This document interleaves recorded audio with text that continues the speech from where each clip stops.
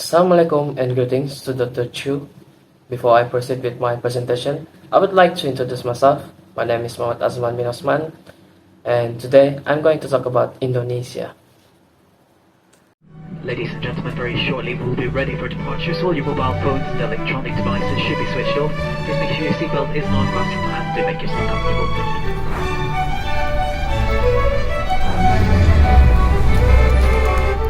you.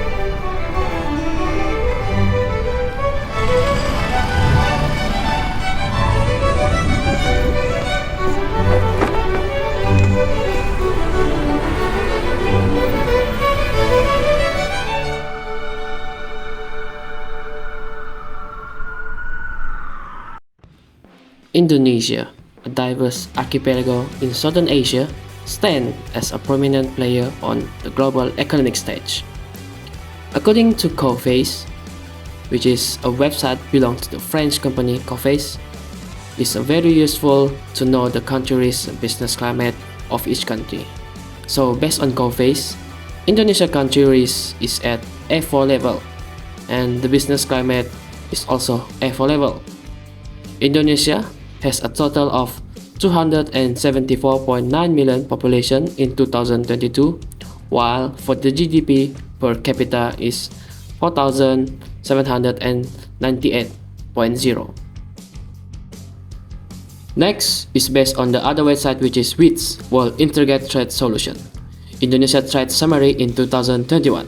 Indonesia had a total export of 231,522,458.13 in thousand of USD and total import of 196,189,955.59 in thousand USD, of leading to a positive trade balance of 35,332,502.54 in thousand of USD.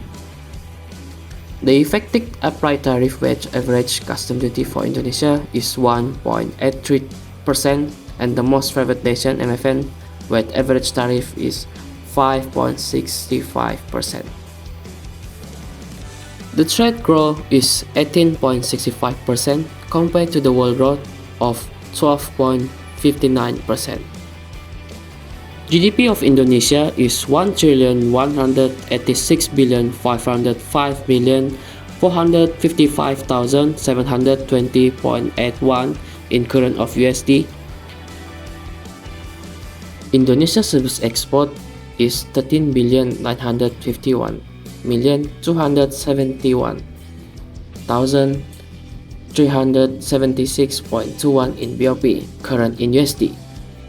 The service import is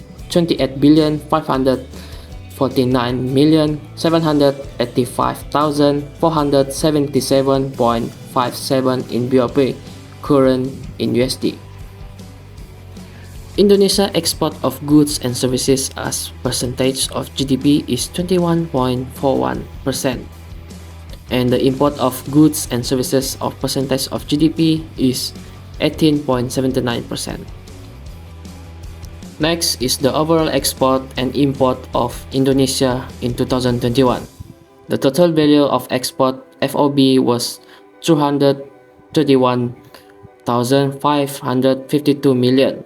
The total value of import CIF was 196,190 million. At the HS 6-digit level, 3,938 products were exported to 213 countries, and 4,417 products were imported from 221 countries.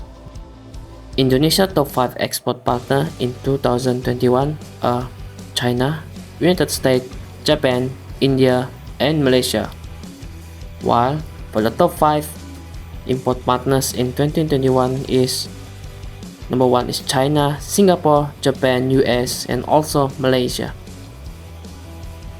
Next, we go to the strengths and weaknesses of Indonesia based on the Coface website. For the strength, the first one is the diverse natural resource in agriculture, energy, and mining. The second one is low labor costs and democratic dividend. The third one is growing tourism industry, which is 6% of GDP in 2019. The fourth one is huge domestic market.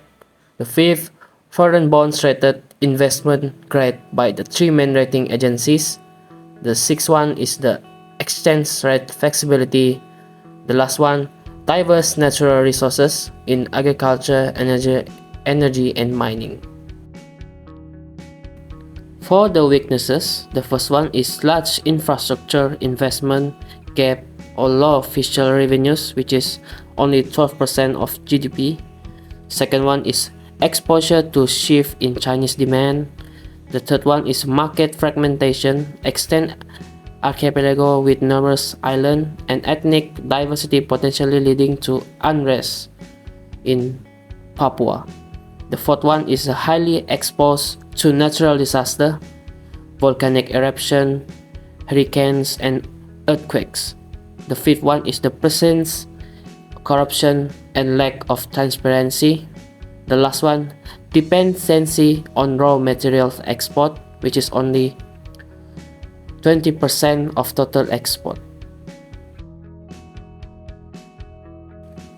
Next, we go to the outlook from the COFES. Robust growth amid challenge. Despite global headwinds, Indonesia expects robust growth in 2023, driven by recovering private consumption and the return of international tourism. World Bank. Monetary policy challenge. Bank Indonesia tightened monetary policy to address currency depreciation and inflation, raising concern about the independence World Bank. Legislative development. The Omnibus Act expected implementation and deregulation aim to drive private investment while public investment focus on infrastructure project. World Bank. The fourth one is the fiscal prudence. Prudent fiscal policy include a narrowed budget deficit, spending cuts and focus on long-term growth prospect and poverty eradication. World Bank. The fifth one is the currency account outlook.